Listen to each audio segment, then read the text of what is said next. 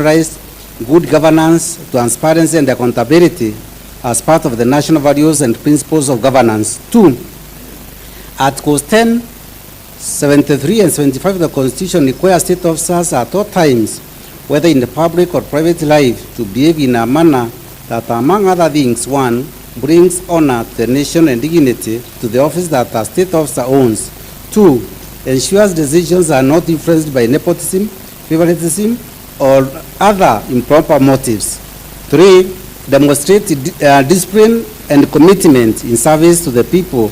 And 4. Avoids demeaning the office that a state officer owns. 3. Article 10, 232, 235, and 236 of the Constitution and Section 59, 59A, 60, 62, 63, 64, and 65 of the County Government Act 2012, the County Government Act provide for the values and principles of public service and establish an elaborate regulatory framework for the establishment of county public offices and the recruitment and employment, deployment, transfer, and dismissal of county public officers. 4. Article 181 of the Constitution, Section 33 of the County Government Act and the Standing Order number 65 of the Standing Orders of the County Assembly provide for the impeachment of county governors for 1. Gross violation of the Constitution, 2. Gross violation of any other law, and 3. Abuse of office, and 4. Gross misconduct. 5. The governor has, despite a previous impeachment process and warnings from the Senate, persisted in discreditable acts, that secretly and collectively amount to 1. Gross violation of the Constitution, 2. Gross violation of various national and county laws, 3. Gross abuse of office, and 4. Gross misconduct. 6. The indiscreditable acts have exposed the office of the governor, the office of the deputy governor, the assembly and its leadership, and the people of Meru County, the county, to national shame, scandal, embarrassment, ridicule, and disgrace. 7. The indiscreditable acts have created a toxic environment in which the governor cannot be legitimately expected or relied upon to work harmoniously with the deputy governor, county government staff, MCAs, and other elected leaders. 8. The governors continue stay in office as persistently undermine effective and efficient service delivery and gravely hurt the interests of the people of the county. 9. The Assembly resolves to impeach the governor under Article 181 of the Constitution, Section 33 of the County Government Act, and the Standing Orders 65 of the Standing Orders of the Assembly on the following grounds. Count 1. Misappropriation and misuse of county resources. 10.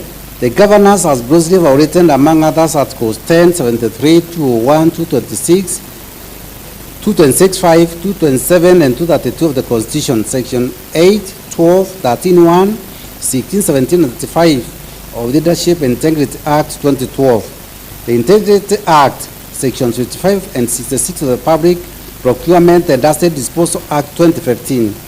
The Procurement Act and Section 45, 2, and 46 of the Anti-Corruption and Economic Crimes Act. The Anti-Corruption Act by engagement, connivance, or complicity in the following. A. The embezzlement of county funds through the governor's sisters, Rose Kinya Gwantai and Miriam Gwantai, brother Ken Gwantai Murangeri, brother-in-law Nefat Kenywa, and the nephew to the governor's husband, Edwin Mutuma Murangeri, all of whom are from now on correctly referred to as the governor's relatives. B. The withdrawal of county funds under the guise of payments for various supplies by the governor relatives, yet they, i.e. the governor's relatives, are ineligible to tender for supplying goods or services to the county government. C. Paying full salary and benefits for more than a year to Dr. Ntoiti, CEO of County Revenue Board, Paul Mwaki, CEO of Liquor Board, Kenneth Kimathi Mbaye, CEO of the Meru Microfinance, and Joseph Kidore Mberia, CEO MEWAS, while knowing that those officers were not rendering any services to the county. And D.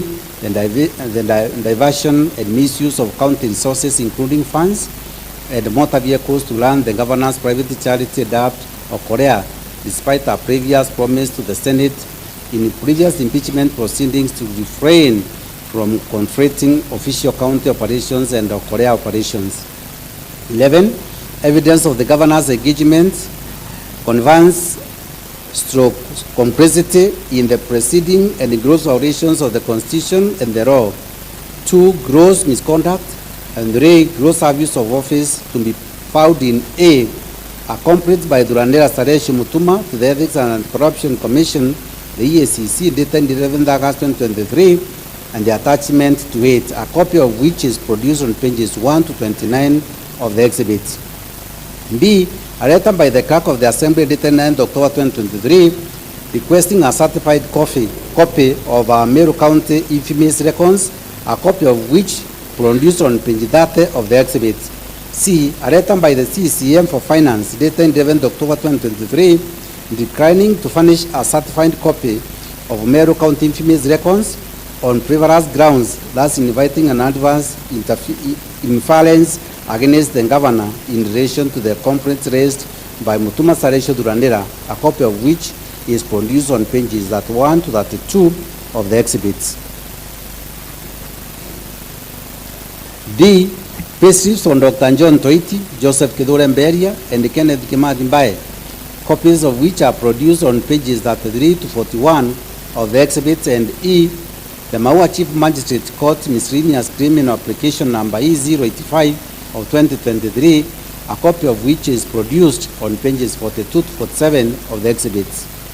F, charge sheets against Taresh Monene Kanga, Araya Samaritan, and Isaiah Ntoribi Keyoki, employees of the county government, relating to the violence that erupted at the governors of Korea Rally at Makiri, copies of which are produced on pages 48 to 49 of the exhibits.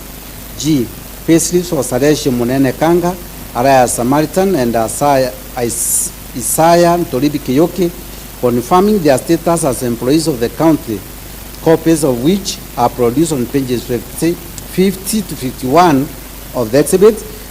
And H, a video recording of the violence that erupted at the Korea Rally held at Makiri on 16 September 2023, which is saved in the flash disk presented here with, and the transcript of which is produced on pages 52 to 53 of the exhibits. County 2, nepotism and related unethical practices.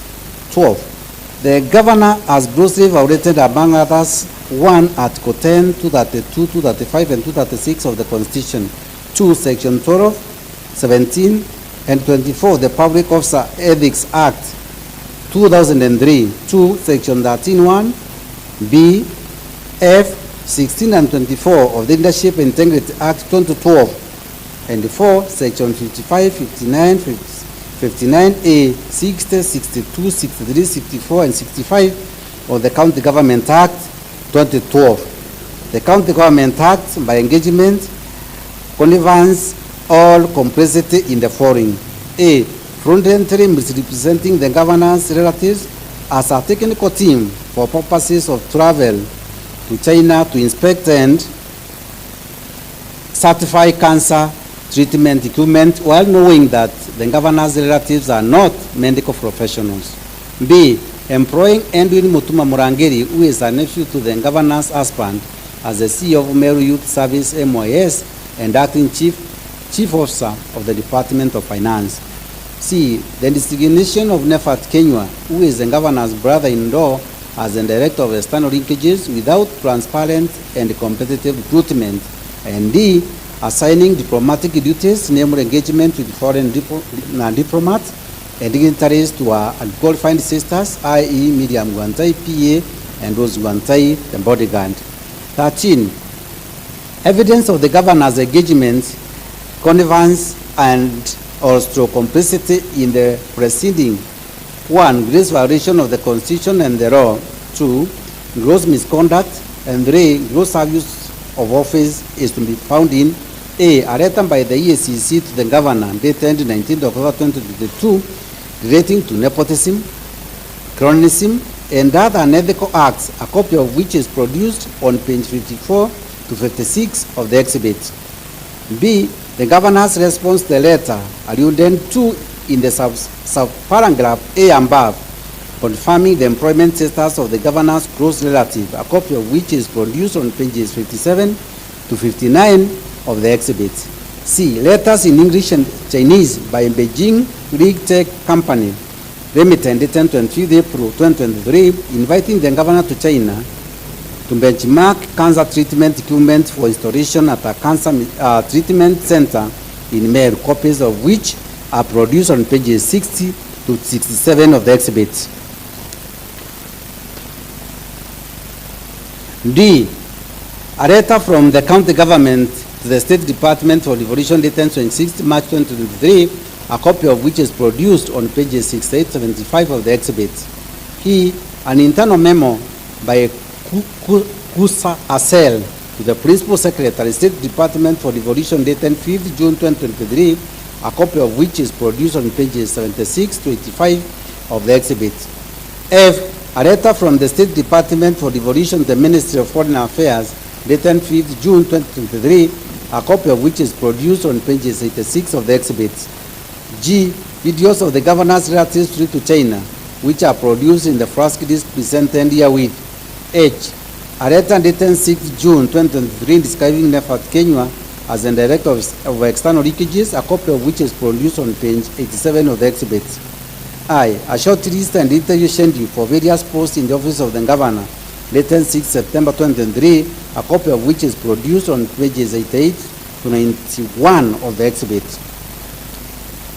J, an internal memo dated 29 August 2023, appointing Edwin Mutembei, the CEO of Meru Youth Service, as the acting chief officer for finance, a copy of which is produced on pages 92 to 93 of the exhibit.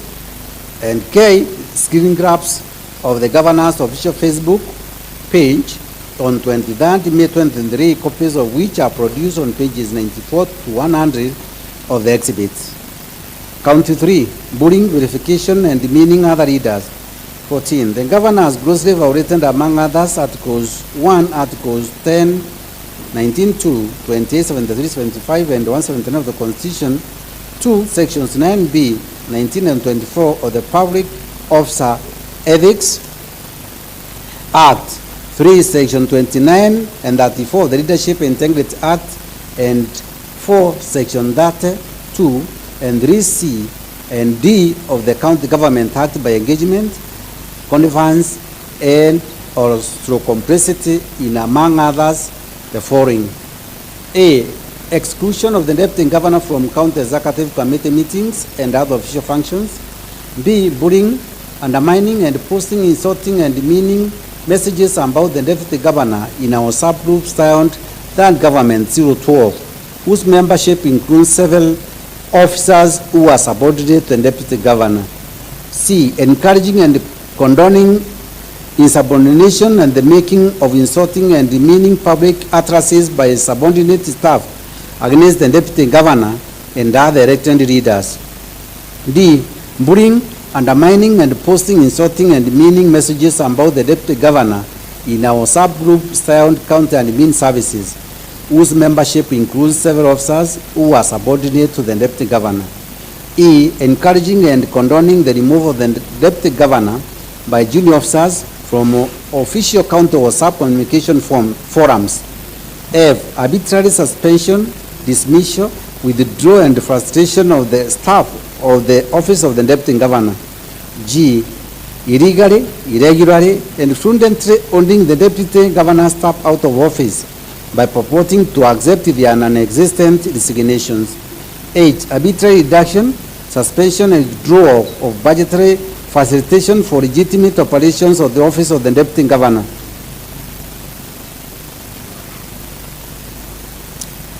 I, threatening to inflict bodily harm against the deputy governor orally and in WhatsApp chats. J, forceful breaking, entry, and ransacking of the deputy governor's office. K, changing the locks to the deputy governor's office. I, arbitrary location of the deputy governor's office. M, arbitrary withdrawal of the security from the deputy governor's residences. And N, persistently making demeaning public utterances against other elected leaders, despite the same issue featuring prominently in the previous impeachment proceedings. Or making insightful, insulting, and demeaning remarks against other leaders by falsely accusing them of Catholicism at a presidential Thanksgiving service held in Lare, despite this issue arising in previous impeachment proceedings. And P, encouraging, conveying, and condoning a husband's insulting and demeaning public utterances and musical performances against other elected leaders, despite this issue featuring in previous impeachment proceedings. 15. Evidence of the governor's engagement, connivance, and complicity in the proceeding. 1. Gross violations of the Constitution and the law. 2. Gross misconduct. And 3. Gross abuse of office to be found in A. The answer of the meeting of the Sector Committee on Justice, Legal Affairs and Cohesion held on 29 September 2023, a copy of which is produced on pages 101 to 124 of the exhibits. B. Screen grabs from the WhatsApp groups sound 3 Government 012 and counter admin services, copies of which are produced on pages 125 to 194 of the exhibits. C. Correspondence relating to the appointment of Patrick Nkonga as the personal assistant to the Deputy Governor, a copy of which is produced on pages 195 to 198 of the exhibits. D. A letter by the Governor Chief of Staff dated 22 May 2023 purporting to accept an non-existent designation of Patrick Nkonga, a copy of which is produced on pages 199 of the exhibit. The purported designation of Patrick Nkonga on 18 May 2023 is a publication of the Governor's Chief of Staff. E. A claim by Patrick Nkonga for withheld salary dated 25 August 2023, a copy of which is produced on pages 200 to 201 of the exhibit. F. The appointment letter for Kambudo Pogi Kamati as the chief driver to the Deputy Governor dated 30 August 2022, a copy of which is produced on pages 202 to 203 of the exhibit. G. A letter by the Governor's Chief of Staff dated 19 May 2023 purporting to accept an existent designation from Kambudo Pogi Kamati, a copy of which is produced on page 204 of the exhibit. H. A demand letter by Kambudo Pogi Kamati advocates for withheld salary dated 13 June 2023, a copy of which is produced on pages 205 to 211 of the exhibits. I. A letter by the Deputy Governor's personal assistant, the Chief Officer Public Administration, dated 14 July 2023, a copy of which is produced on page 212 of the exhibits.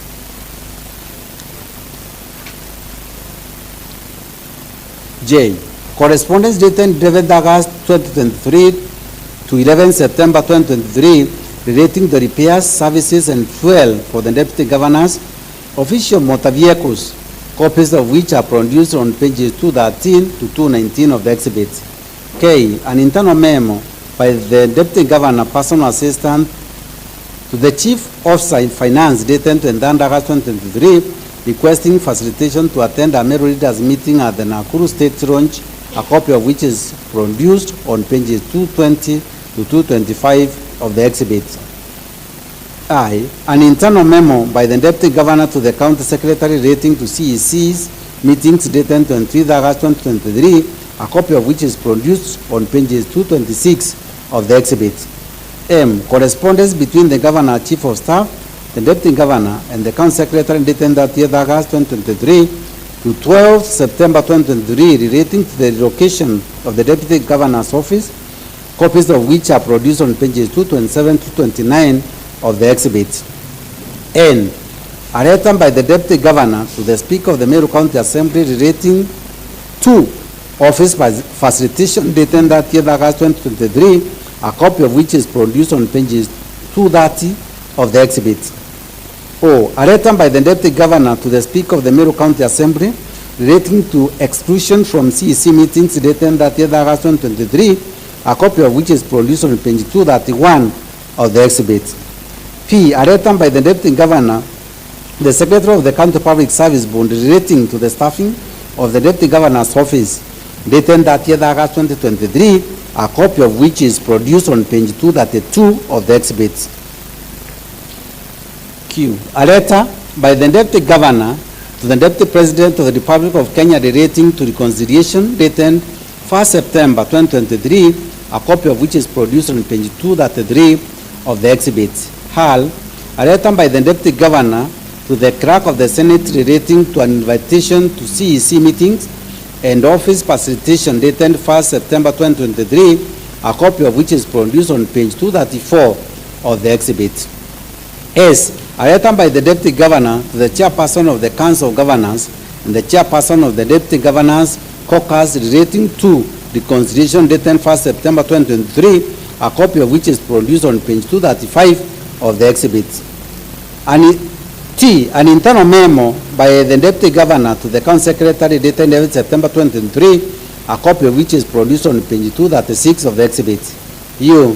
Receipts evidencing the Deputy Governor's expense on official motor vehicles after denial of facilitation, copies of which are produced on pages 237 to 42 of the exhibit.